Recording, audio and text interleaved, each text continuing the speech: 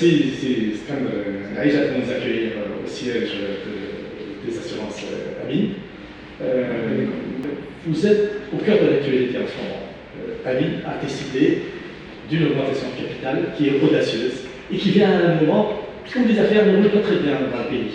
Alors, qu'est-ce qui justifie cette augmentation de capital pour commencer? C'est vrai qu'on a décidé une très grosse opération, une augmentation de capital en numéraire de près de 93 millions de dinars, qui fera passer notre capital social de à peu près 41 millions à 87. Ce qui est plus qu'un doublement. Ce qui est plus qu'un doublement, et ça en fait aussi, donc c'est un gros événement, un grand événement pour nous, et un gros événement sur la place aussi, parce que des opérations de cette taille-là, il n'y en a pas beaucoup, et encore moins sur le hors-côte. Donc ça démontre notre foi en l'avenir et notre confiance en ce que nous saurons faire. Mais toute la place a applaudi. De toute façon, on a dit AMI fait son métier avec beaucoup d'assurance. On le En tout cas, on fait de l'assurance. Voilà. On espère le faire avec beaucoup d'assurance. En tout cas, on est là pour accompagner les clients et les couvrir en cas de besoin. Et on essaie aussi de faire évoluer notre métier vers de l'assurance, de l'assistance, de la prévention. Alors, comment vous l'avez expliqué à l'Assemblée générale? Alors, l'opération aérienne, à quoi elle va servir? C'est ce qu'on a expliqué à l'Assemblée en fait.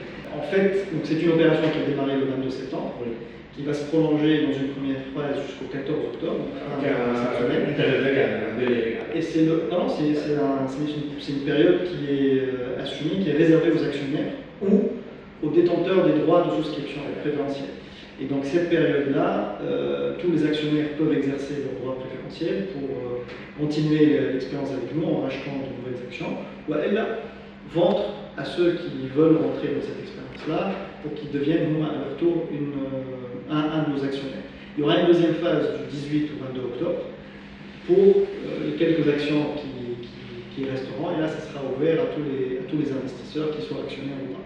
Qui sont des enseignes très connues, le BNA, la Banque nationale agricole, le groupe H2G, donc les Groupe et l'UGTT.